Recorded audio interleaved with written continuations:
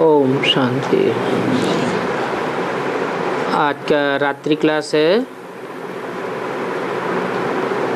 11 जनवरी सन 1969।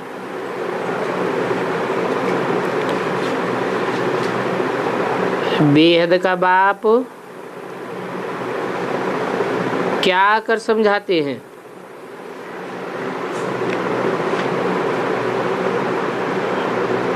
कौन है बेहद का बाप?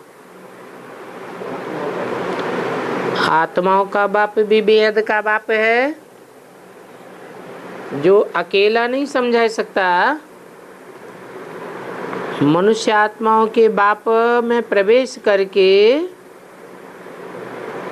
दोनों बेहद के बाप इकट्ठे होते हैं, तो आकर के समझाते हैं। क्योंकि बाप टीचर रूप में जो भी बताते हैं वो समझाना पड़े। टीचर का काम ही है समझाना, एक्सप्लेन करना, व्याख्या करना। तो बाप अपना बताते हैं, शिक्षा भी देते हैं और पवित्र बनने की शिक्षा भी देते हैं, पवित्र बनाते भी हैं।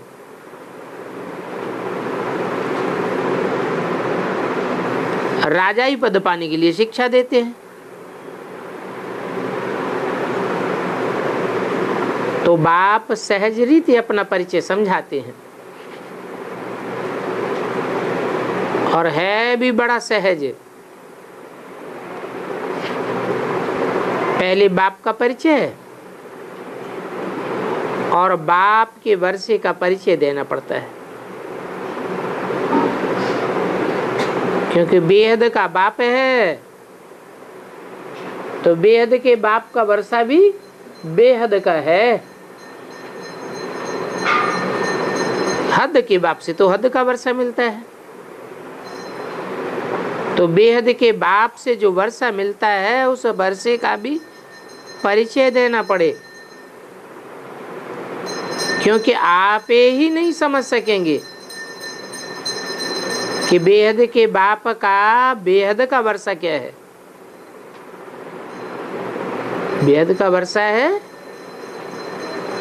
मुक्ति और जीवन मुक्ति,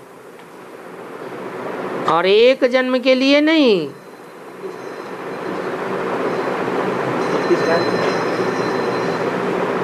मुक्ति 21 जन्मों के लिए। काहे से? दुख दर्दों से।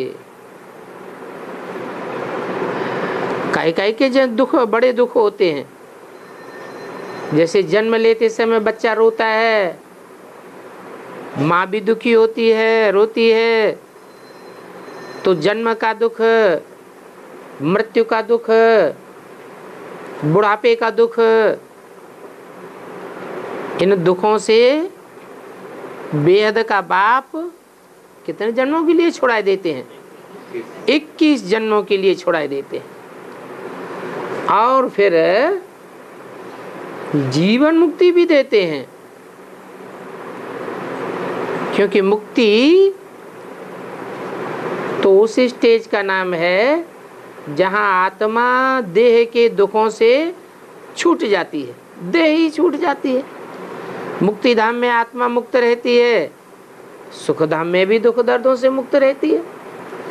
लेकिन जीवन मुक्ति उस मुक्ति का नाम है कि जीवन भी रहे, लाइफ भी रहे और दुखों से छुटकारा भी मिले।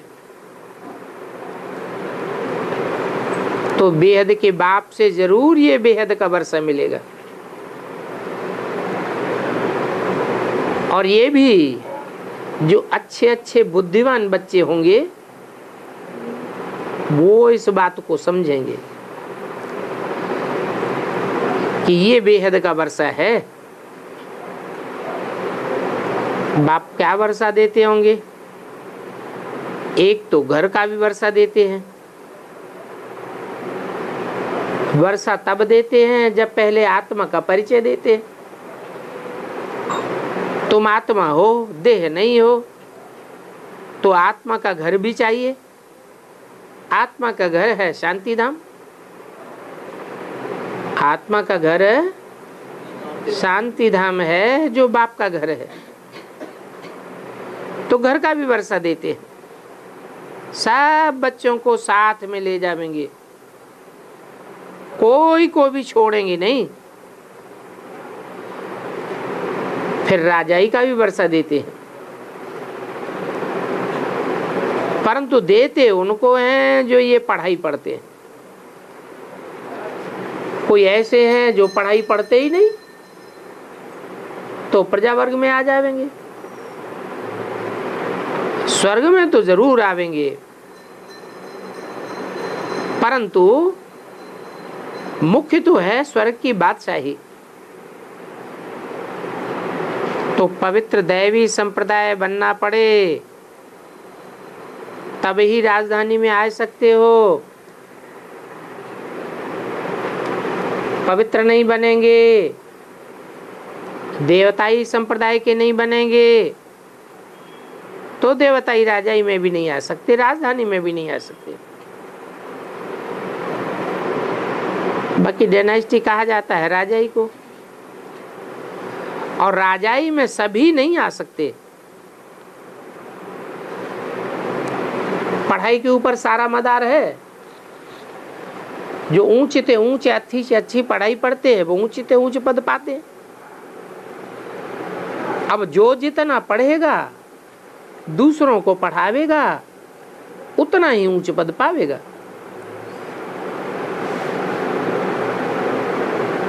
पढ़ेगा की निशानी क्या है?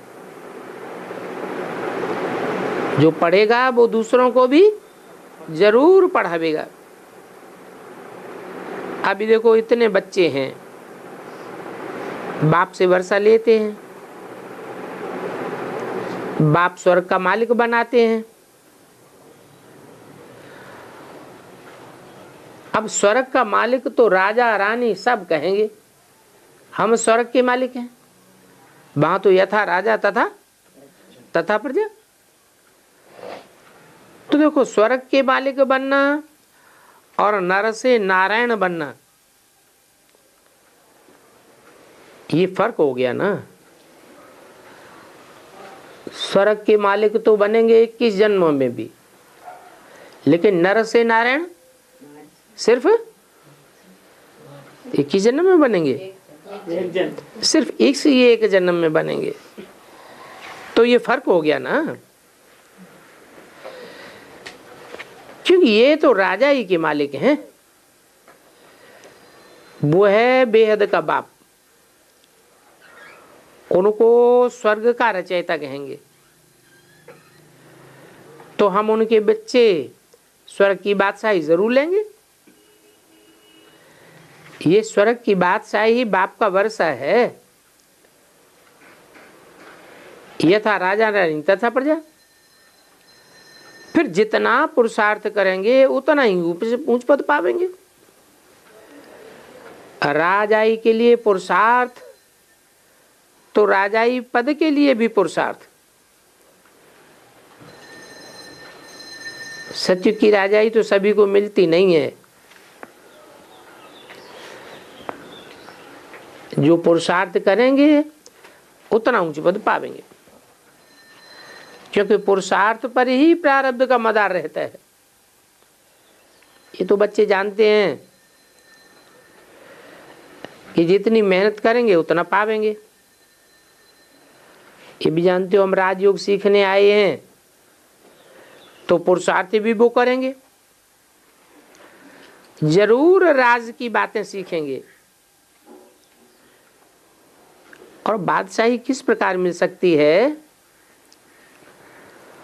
उनसे कम पद कैसे मिलता है और जास्ती पद कैसे मिलता है, वो भी तुम बच्चे ही समझते हो। यहाँ तो बताया गया है अपन को आत्मा समझ। बाप को याद करेंगे तो तमो प्रधान से सतो प्रधान सोना बन जाएंगे। अगर अपन को आत्मा ही नहीं समझेंगे, देह समझेंगे, तो आत्माओं का बाप तो याद आवेगा नहीं, और ही देह के संबंधी याद आते रहेंगे। फिर सतो प्रधान तो बन न सके आत्मा। तमो प्रधान से सतो प्रधान बनने के लिए प्योर सोना चाहिए, याद से ही बनेंगे और राजाई भी मिलेगी।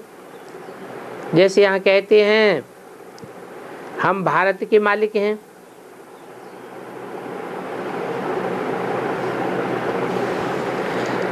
अब मालिक तो सभी बनेंगे, फिर मालिक आने में पद भी तो होते हैं ना। पद क्या पावेंगे, क्योंकि ये पढ़ाई है, सब एक जैसी पढ़ाई तो पढ़ते नहीं है, पढ़ाई पढ़ने में नंबरवार है। गीता में पढ़ाई की बात नहीं लिखाई है, दिखाते नहीं है कि पढ़ाई पढ़ाई, नाम रख दिया गीता मंदिर। अब गीता मंदिर बने हैं तो जरूर गीता पाठशाला बनाई होगी ना, परंतु उन्होंने लड़ाई दिखा दी है।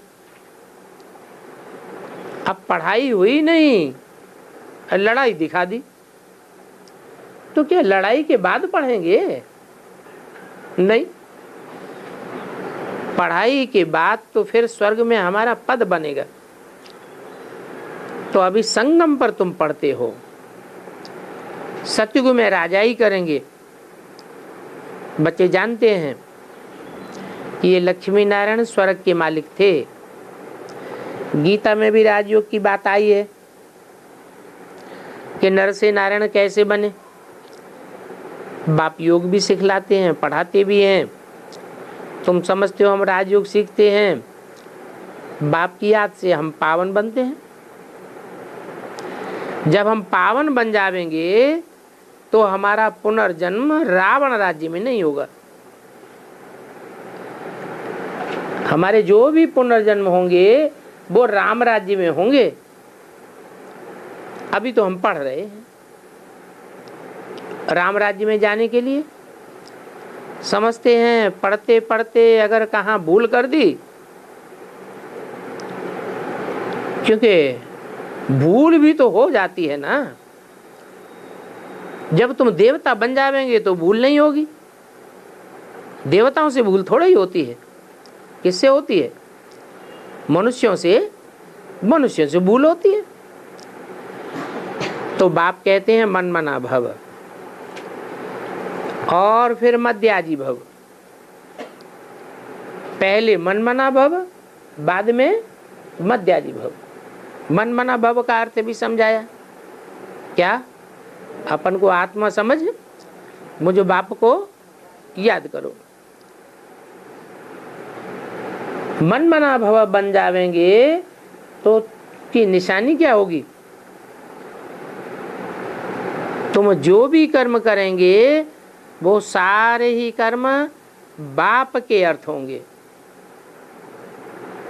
मध्याजी भव, मेरे में यजन करने वाला भव, अर्थात जो भी कर्म कर मेरे लिए कर। बच्चे जानते हैं अभी तो कलयुग का अंत है,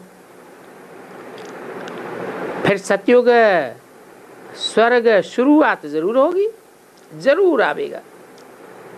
अभी राजयोग सीखते हैं तो स्वर्ग में तो जावेंगे जरूर, क्योंकि बाप संगम युग पर ही आकर के बेहद का स्कूल खोलते हैं, जहाँ बेहद की पढ़ाई पढ़ाई जाती है, बेहद की विश्व की बादशाही पाने के लिए। और हद की बादशाही तो इस हद की दुनिया की हद की पढ़ाई से मिलती है, मिल सकती है, परंतु बेहद की बादशाही तो नहीं मिलेगी। बेहद की बादशाही पाने के लिए बेहद का बाप चाहिए, बेहद का टीचर चाहिए। तुम अभी जानते हो हम नई दुनिया के लिए मालिक बनेंगे। नई दुनिया को स्वर्ग कहा जाता है। तो तुमको खुमारी चढ़ जाती है, बरोबर पुरानी दुनिया के बाद नई दुनिया बच्चों को याद आती है। पुरुषार्थ भी बच्चे करते हैं, नई दुनिया के लिए पुरुषार्थ करते हैं। ये सब पुरानी दुनिया में कोई प्राप्ति के लिए पुरुषार्थ थोड़ा ही करते हैं। जाते हैं स्वर्ग में तो बच्चों को जरूर खुशी होगी, स्वर्ग की बादशाही माना ही स्वर्ग का मालिक बनना। तो सभी बच्चों के दिल में है स्वर्ग का मालिक बनने के लिए हमको परमपिता परमात्मा पढ़ाते हैं। बच्चों को याद रहे हमको भगवान पढ़ाते हैं और पढ़ाई करके ऊंचते ऊंच बनाते हैं। ऊंचते ऊंच सतयुग के राजा रानी बनते हो। बाप जानते हैं कि हम बच्चे राजा रानी बनेंगे। राजा रानी बनने के लिए पुरुषार्थ किया जाता है, इसका नाम ही है राजयोग। राजयोग द्वारा ही राजाई मिल सकती है।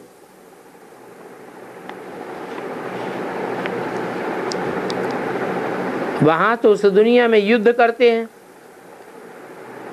फिर राजाई लेते हैं।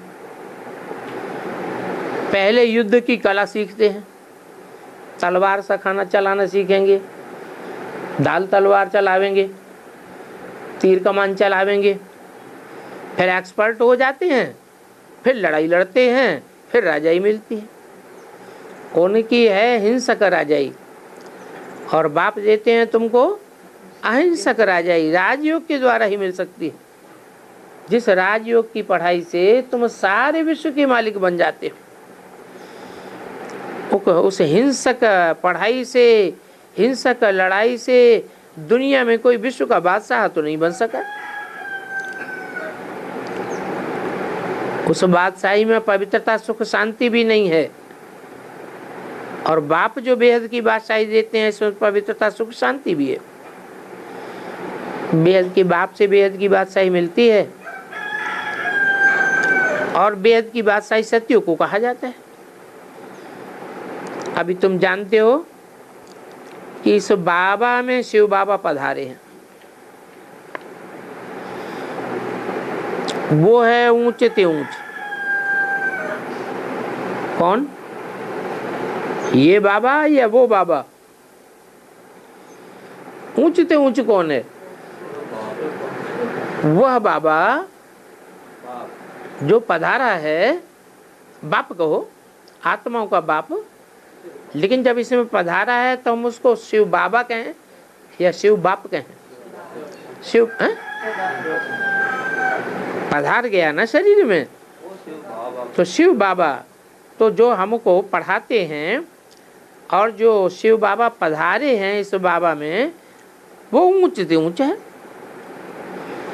तो जरूर नई सो पुरानी दुनिया, पुरानी सो नई दुनिया स्थापन होती है। स्वर्ग में एक ही राजधानी होती है। समझ में आता है कि वहां एक ही महाराजा होगा, बाकी ये सभी राजाइयां खत्म हो जाएंगी। जो जिस घर के होंगे वो वहीं जाकर के अपने सेक्शन में बैठेंगे। कहाँ? परमधाम में। क्योंकि जानते हो कि नंबरवार सिजरा होता है। सिजरा एक जैसा तो होता नहीं है। परमधाम में भी आत्माओं के सिजरे बने हुए हैं ना, नंबरवार जरूर बैठेंगे। बुद्धि में बरोबर सत्य की लक्ष्मी नारायण की राजाई थी। आत्मा अनुभव लेती जाती है। वहां जाएंगे तो वहां की बैठक ही ऊंची होगी। स्टूडेंट्स जो भी होते हैं सब नंबरवार होते हैं और उन सभी की अपनी अपनी बैठक होती है। एक की जगह दूसरा नहीं बैठ सकता। कहाँ? परमधाम में भी नंबरवार और आना भी नंबरवार और फिर इस दुनिया में आने के बाद पद भी नंबरवार। अब वहां जाएंगे तो भी वहां की बैठक ऊंची होगी। तो सभी स्टूडेंट्स की बैठक अपनी अपनी। एक का पार्ट दूसरे से नहीं मिल सकता। बाप ने समझाया है कि आत्मा में रिकॉर्ड भरा हुआ है। जो आत्मा में रिकॉर्ड भरा हुआ है उसी अनुसार ही पास होते हैं। समझते हो, ड्रामा के प्लान अनुसार हमारा पुरुषार्थ चलता है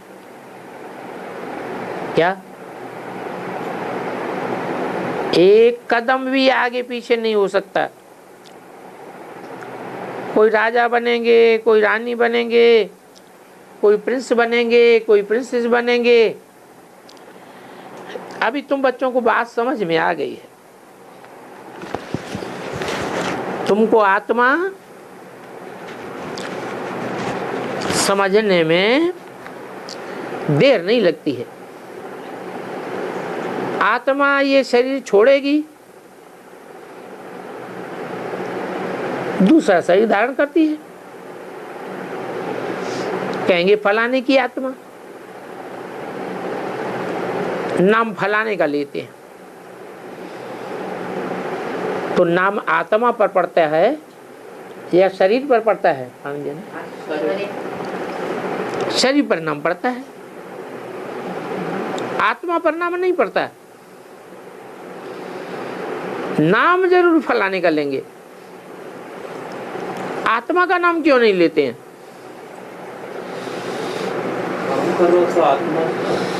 आत्मा का नाम क्यों नहीं लेते हैं?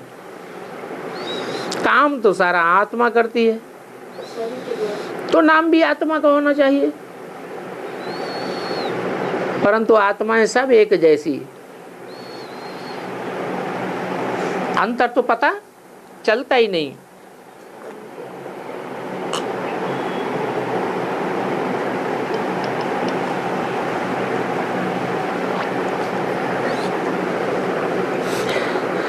कहेंगे फलाने की आत्मा इस समय उच्च पद पा रही है।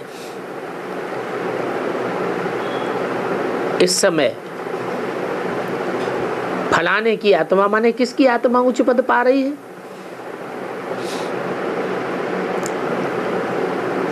फलाने का नाम लेंगे, पुरुषार्थ की रिजल्ट निकलेगी तो फिर माला जरूर बनेगी। आत्माओं की ही माला है। बाबा साहब को समझावेंगे, दिखलावेंगे कि माला में कौन कौन आत्माएं क्या पद पाने वाली है, कैसे ये राजयोग पढ़ रहे हैं। जो ऊंच नंबर वाले होंगे उनको अभी भी जरूर मालूम पड़ता जाएगा। बच्चे जानते हैं कि आत्मा को पार्ट बजाना है। पार्ट बजाने में तुम्हारा नाम, रूप, देश, काल सब बदलता जाएगा। अभी तुम्हारे सामने एम ऑब्जेक्ट खड़ी है, क्या? नर से नारायण, नारी से लक्ष्मी बनने की एम ऑब्जेक्ट खड़ी है। मरने के बाद समझा जाता है आत्मा जाकर के कर्मों अनुसार दूसरा शरीर लेगी। अच्छे कर्म वालों को अच्छा ही जन्म मिलेगा।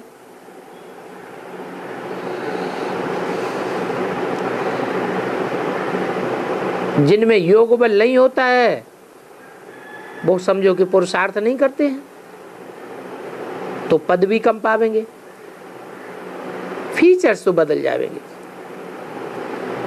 जब फीचर्स बदल जाएंगे तो पहचान नहीं सकेंगे।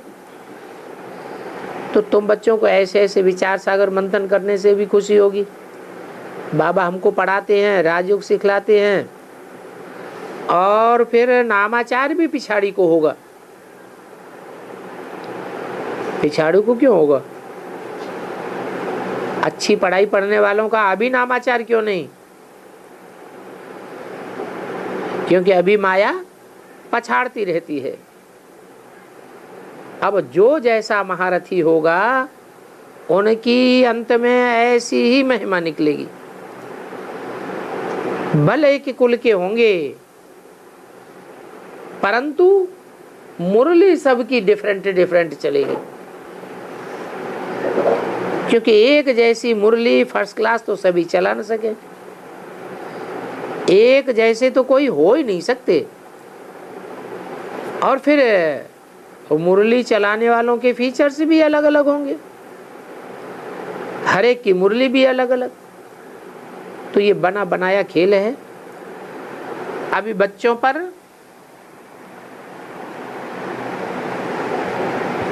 माया का परछावा है, फिर भी सारा मदार बच्चों के कर्मों पर है। ये भी जानते हो कि माँ और बाप जैसा करेंगे तो बच्चे उनसे सीखेंगे। इसलिए लाइफ में बच्चे जानते हैं कि पहले हम अच्छे कर्म नहीं करते थे, अभी भी तुम कर्म सीख रहे हो। जानते हो हम कितना ऊंच पद पावेंगे? बच्चों की सेवा से मालूम तो पड़ जाता है ना। क्या मालूम पड़ जाता है कि चढ़ती कला है या उतरती कला है? चढ़ती कला की क्या निशानी होगी? चढ़ती कला तेरे बहाने सर्व का भला। जिनकी चढ़ती कला होगी उनकी ये निशानी होगी, वो दूसरों का भला करने में लगे हुए होंगे। महारथियों की मेहनत छिपी नहीं रह सकती है। समझ सकते हैं कौन कौन ऊंच पद पाने वाले हैं, कौन कौन मेहनत कर रहे हैं। सभी बच्चों को चांस भी मिलेगा। यहाँ भी म्यूजियम आदि खुल जाएगा। कहाँ? मुरली कहाँ चलाई गई थी? माउंट आबू में। उस समय 68 में म्यूजियम नहीं खुला था। एक साल के बाद 69 में वहाँ म्यूजियम खुला। तो पहले से ही बाबा ने बता दिया है कि यहाँ भी म्यूजियम खुल जाएगा। बाप भी समझते हैं कि ऊंच पद पाना है तो वही मन मना भव का मंत्र देते रहते हैं और अर्थ सहित देते हैं। क्या है अर्थ? मन मना भव का अर्थ क्या है? मत माने मेरे, मना माने मन में, भव माने समाजा। अर्थात मेरे मन में जो संकल्प चलता है वही संकल्प तेरे मन में समा जाए। जो बात मेरे मन में सोई बात तेरे मन में। जब संकल्प तक एक हो जाएंगे तो वाचा में और कर्मों में तो भिन्नता हो ही नहीं सकती। तो अर्थ सहित समझाते हैं बच्चे, मन मना भाव। बच्चे समझते हैं। हमें जो ज्ञान देते हैं वो गीता का ज्ञान है। वो गुरु लोग तो शास्त्र पढ़ कर के फिर पढ़ाते हैं। यहाँ तो बाप कोई शास्त्र पढ़ा हुआ नहीं है। बाप तो खुद नॉलेजफुल है। वो तो एक्यूरेट ही नॉलेज देंगे। उनको कोई भी शास्त्र आदि पढ़ने की दरकार नहीं। फिर भी बच्चों की धारणा के ऊपर सारा मदार है। जो बच्चे ध्यान से सुनते हैं प्रैक्टिकल में आता रहेगा। कोई डिफिकल्ट बात नहीं है। बाप को याद करना और चक्र को याद करना, ये अंतिम जन्म की पढ़ाई। ये पास करके फिर हम नई दुनिया में चले जाएंगे। ये भी गायन है कि निश्चय में विजय। तो वो ही जाकर के तुम पद पावेंगे। इन्होंने जैसे निश्चय धारण किया तुम भी निश्चय धारण करो। प्रीति बुद्धि और विपरीति बुद्धि को बच्चों ने समझा है। भगवान पढ़ाए रहे हैं तो प्रीति बुद्धि बनना चाहिए ना। बच्चे जानते हैं कि आत्मा शरीर धारण करती है, नौकरी आत्मा करती है, धंधा आत्मा करती है। इस शरीर के द्वारा आत्मा ही पढ़ती है। तो ये समझने की बातें हैं। बाप को याद करते हैं, फिर माया रावण बुद्धि का योग तोड़ देती है। तो बच्चों को माया से सावधान रहना चाहिए। जितना सावधान होते जाएंगे उतना तुम्हारा प्रभाव भी निकलता जाएगा और खुशी का पारा भी बढ़ता जाएगा। फिर तुम नया जन्म ले लेंगे। जब नया जन्म लेंगे तो बहुत शो करेंगे। बच्चों ने नए जन्म का साक्षात्कार भी किया है। अच्छा, मीठे मीठे रूहानी बच्चों को रूहानी बाप दादा का याद प्यार, गुड नाइट। दूसरा रात्रि क्लास है 12:69 का।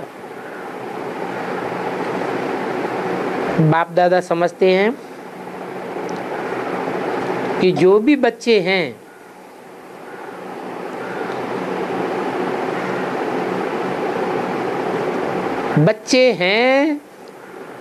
तो यहाँ बैठे हैं, अपने माँ बाप के पास आए हैं, यहाँ बैठे हैं तो जरूर इस बाप को ही याद करते होंगे। घर तो छोड़ा, साथ में सारा परिवार भी छोड़कर आए, आकर के बाप के पास रहे पड़े हैं। इन बच्चों का खाना पीना भी एक घर में,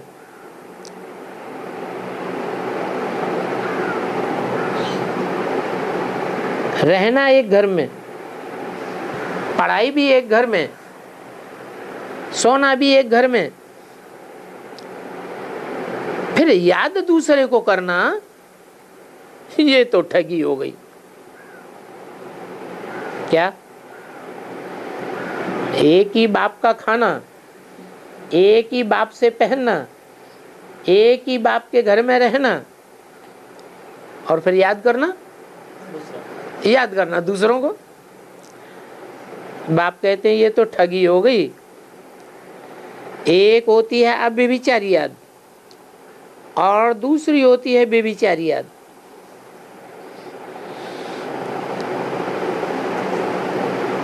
माया वायलोरा तो सबको देती है, परंतु कोई पुरुषार्थ करते हैं एक की याद में टिकने का, बार बार भूलते हैं तो बार बार क्या करते हैं? हाँ, माया की याद को भुला करके बाप की याद में टिकते हैं। तो बहुतों को याद करना ये तो बेविचारी याद है, एक को याद करना वो अव्यभिचारी याद है। दूसरे अगर याद पड़ते हैं तो वो व्यभिचारी याद तुम्हारा पद नीचा कराई देवेगी, क्योंकि भक्ति है व्यभिचारी और भक्ति आदि में होती है अव्यभिचारी। द्वापर के आदि में कैसी भक्ति थी? अव्यभिचारी भक्ति थी। एक शिव की तुम पूजा करते थे, फिर औरों को याद करना, वो व्यभिचारी भक्ति हो गई। अभी तुम बच्चों को ज्ञान मिला है, जानते हो कि एक बाप कितना कमाल करते हैं। हमको सारे विश्व का मालिक बनाए देते हैं। और भी धर्म पिताएं हैं, ग्रेट फादर्स कहे जाते हैं, परंतु वो ऐसा कमाल नहीं करते। क्या कि सारे विश्व की बादशाही अपने फॉलोअर्स को देवे। हमको बाबा विश्व का मालिक बनाते हैं। तो ऐसे उस बाप को ही याद करना चाहिए ना। गाते भी है मेरा तो एक दूसरा न कोई। मीरा ने क्या गाया? मेरे तो गिरधर गोपाल दूसरा न कोई। परंतु वो तो भक्ति मार्ग में थी, गिरधर को याद करती थी, समझती थी कृष्ण भगवान है, तो प्राप्ति तो कुछ भी हुई नहीं। तुम तो शिव बाबा को याद करते हो। अगर याद पक्की और सच्ची होगी तो प्राप्ति जरूर होगी। बाबा भी कहते हैं हमने पहले पहले शिव बाबा की भक्ति की है, अब व्यभिचारी भक्ति की, फिर अभी देखो व्यभिचारी तक आ गए। अभी बच्चे भी कहते हैं शिव बाबा कब याद नहीं रहता है। वो भक्ति मार्ग में कहते थे हम एक कोई भी भक्ति करेंगे वो ही पतित पावन है, और तो कोई को पतित पावन कहा ही नहीं जा सकता, एक को ही पतित पावन कहा जाता है। और वो एक भी ऊंच ते ऊंच है। अभी तो भक्ति की बात ही नहीं, क्योंकि बच्चों को ज्ञान है, ज्ञान सागर बाप को याद करना है। भक्ति मार्ग में कहते थे आप आवेंगे तो आपको याद करेंगे, तो फिर अभी ये याद करनी चाहिए ना। भक्ति मार्ग में तो ऐसे कहते थे, अब तो प्रैक्टिकल में बाप आया हुआ है, तो एक के सिवाय को दूसरे को याद नहीं करना चाहिए। इन विकारी आत्माओं से तो देवताएं अच्छे हैं। हर एक अपने से पूछे कि हम एक बाप को याद करते हैं या अनेक विकारी मित्र संबंधियों को याद करते हैं। अभी तो तुमको पवित्र बनना है, पवित्र दुनिया में जाना है, तो एक ही एवर प्योर बाप को याद करना है, एक से ही दिल लगानी है।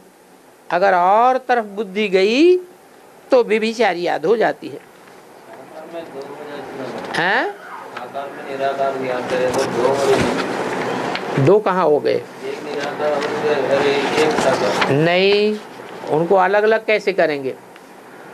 एक ही बाप मतलब आत्मा का बाप एक ही। वो एक तो है, लेकिन वो कुछ करता है क्या? एक अकेला, वो एक अकेला बिंदु कुछ करता है तो किस काम का करेगा? कब? जब साकार में प्रवेश करे तो वो निराकार आत्मा अकेली कुछ करती है? साकार के अंदर आ जाता है। हाँ, साकार के अंदर आएगा तब एक कुछ कर पाएगा, नहीं तो वो एक भी कुछ काम का नहीं। तो देखो, मित्र संबंधियों को याद किया तो वो विकारी याद हो गई। 1269 की वाणी का दूसरा पेज। बाप कहते हैं ये सभी खत्म हो जाएंगे। कौन? ये जो मित्र संबंधी आदि हैं, जिनकी याद से हमारी व्यभिचारी बुद्धि बन जाती है, वो सब खत्म होने वाले हैं।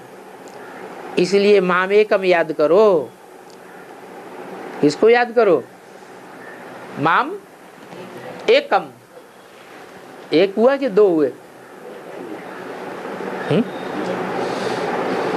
जब कहे कि माम एकम याद करो, मुझे एक को याद करो, तो मुख से कहेंगे या बिना मुख के कहेंगे? हैं? मुख से कहेंगे तो वो सतमुख हो जाता है। सतमुख माने सन्मुख। मेरे सन्मुख आकर के एक अक्षर भी सुना ज्ञान का तो स्वर्ग में जरूर आ जाएगा।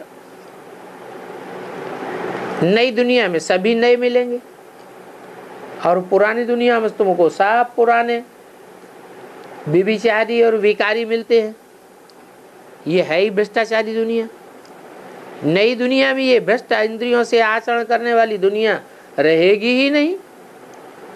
तो अपनी जांच रखनी है कि हम नई दुनिया के लायक बने हैं। नई दुनिया में जाने लायक हमारी बुद्धि मन बना है। मन बुद्धि विकारी तो नहीं बनती, मन बुद्धि विचारी तो नहीं बनती। एक बाप की याद में टिकती है। वो पतितों को पावन बनाने वाला है।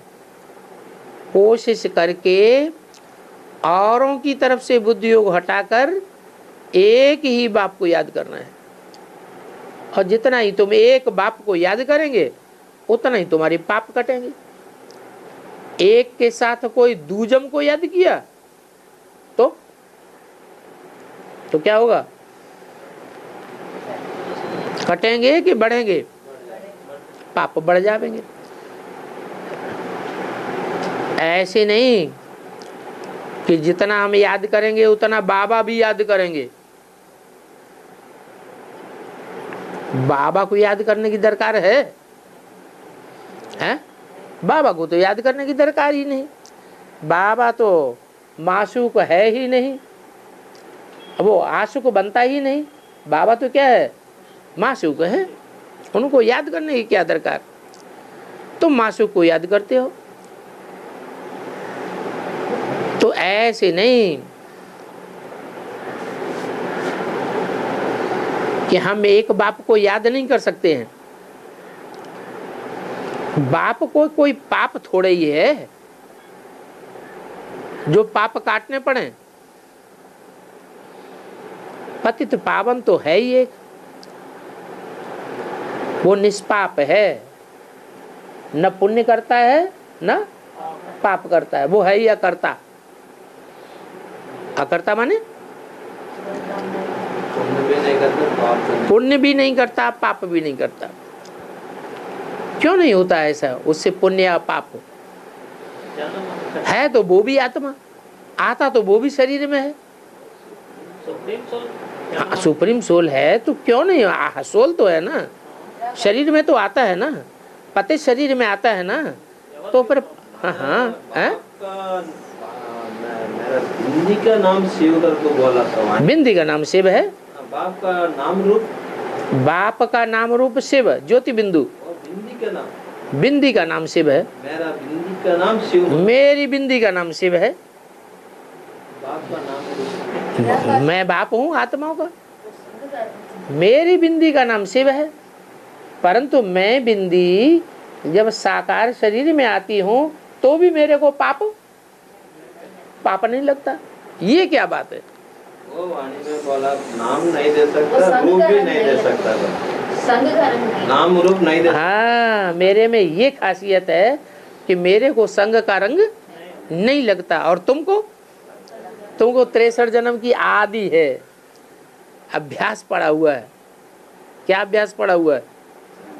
बच्चा पैदा होगा तो अम्मा को याद करेगा, बड़ा होगा मित्र संबंधियों को याद करेगा, माँ को भूलने लगेगा, और बड़ा होगा टीचर को याद करने लग पड़ेगा, और बड़ा होगा ट्रेनिंग स्कूल में जाएगा तो वहाँ के मित्र संबंधी याद आवेंगे, शादी हो जाएगी तो पत्नी को याद करने लग पड़ेगा, बच्चे पैदा होंगे बच्चों को याद करने लग पड़ेगा। तो याद करने का अभ्यास ही हो पड़ेगा। किसको याद करने के? देहधारियों को याद करने के। और मैं तो जन्म मरण के चक्कर में ही नहीं आता। जब मैं चक्र में ही नहीं आता तो मुझे कोई अभ्यास है ही नहीं। मैं तो सदैव निराकारी, निर्विकारी, निरहंकारी हूँ। 3 वाणी में बोला, हाँ, रूप को नहीं दे सकता। हाँ, नाम मेरा है शिव, मेरी आत्मा का ही नाम शिव है, और मेरी बिंदी का ही नाम शिव है। तुम्हारी आत्मा का नाम नहीं होता। तुम जब शरीर में प्रवेश करेंगे, कोई शरीर के द्वारा कर्म करेंगे तो तुम्हारा नाम होता है। मेरा नाम मेरी आत्मा का ही है और वो कभी बदलता भी नहीं है।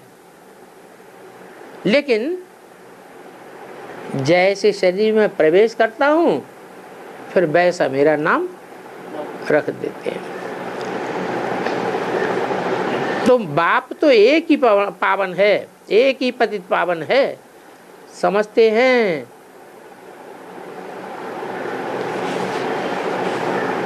वो गुरु लोग समझते हैं कि अभी 40,000 वर्ष पड़े हुए हैं। जब 40,000 वर्ष पड़े हुए हैं तो भगवान को याद करने की अभी से क्या दरकार है?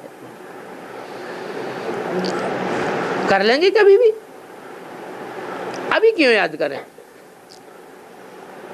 जब बाप आवेंगे, डायरेक्शन देवेंगे, गीता ज्ञान सुनावेंगे, तब देखा जाएगा। अभी तुम यहाँ बैठे हो पावन बनने के लिए, जानते हो शिव बाबा तो यहाँ आया हुआ है, लोन लिया हुआ है, परंतु उनको अपना शरीर तो है नहीं। तुम्हारी बाप से ये प्रतिज्ञा है, बाबा आप आवेंगे तो हम आपके बन नई दुनिया के मालिक बनेंगे।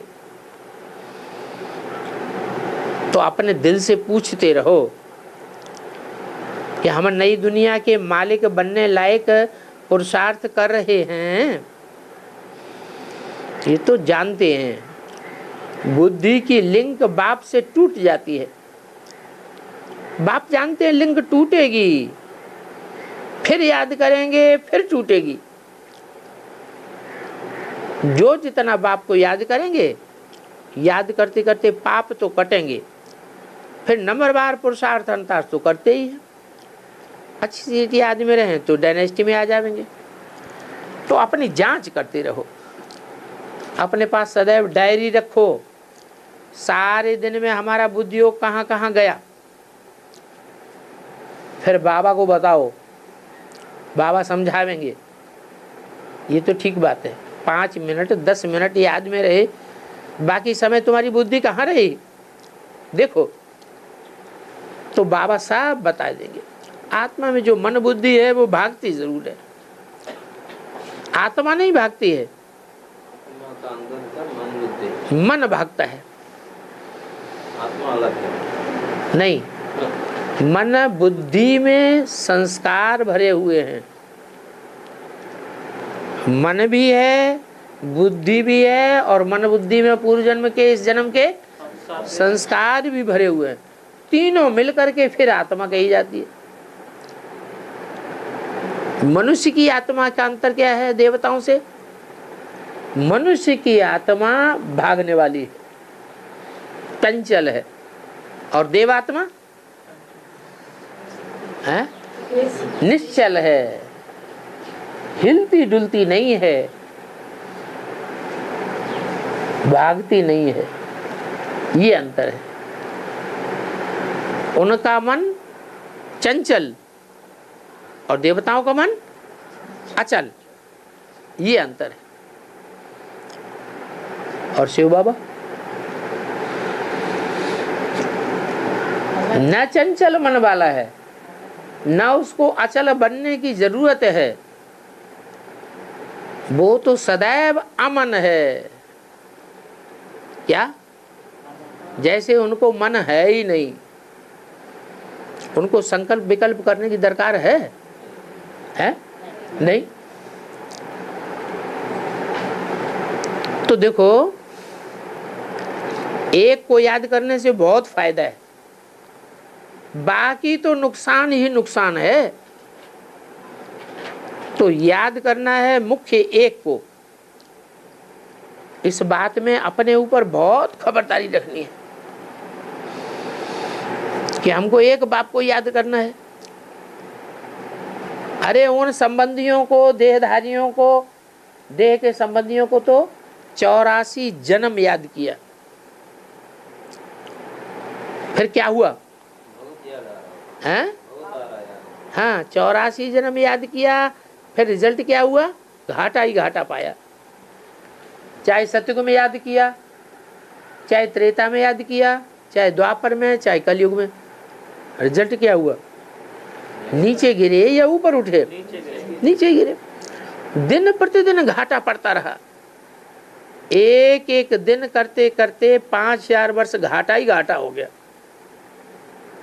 कदम कदम पर फायदा होने के बदली और ही घाटा होता गया, कमती होता जाता है ना।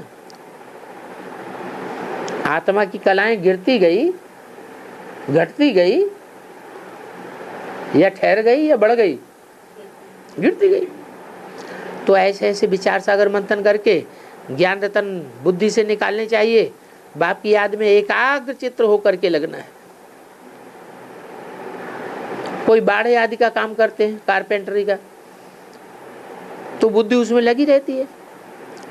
तो ऐसी ऐसी बातें अपन से करते रहो, नहीं तो माया ऐसा विचार लावेगी, सोचेंगे कि यहाँ क्या रखा है, जाकर के कुछ धंधा आदि करें, कमाई करें, कुछ रोटी और कपड़ा मकान और अच्छे अच्छे मिलेंगे, कौड़ियां कमाने की वासना आने लग पड़ती है। ऐसे ऐसे ख्याल माया लावेगी। माया कैसे ख्याल लावेगी? हैं कि अच्छा खावें, अच्छा पहने और अच्छे अच्छे मकान में रहें। उसके लिए क्या करना पड़े? दुनिया भी धंधा धोरी करना पड़े। तो ये धंधा धोरी के ख्याल माया लावेगी। धनवान को तो बहुत ही ऐसे विचार आते हैं। बाबा क्या करे? ये बाबा का, ब्रह्मा बाबा का कितना अच्छा धंधा था। कहीं भी धक्के आदि खाने की भी दरकार नहीं थी। टेबल पर बैठे व्यापारी से हीरे छांट छांट कर लेते थे। बाबा को यही हावी थी। छांट करके दरवानों को देते थे, इनको बेच करके आओ। उसमें रोशनी चाहिए। रात्रि को कोई भी हीरे की चीज नहीं लेंगे।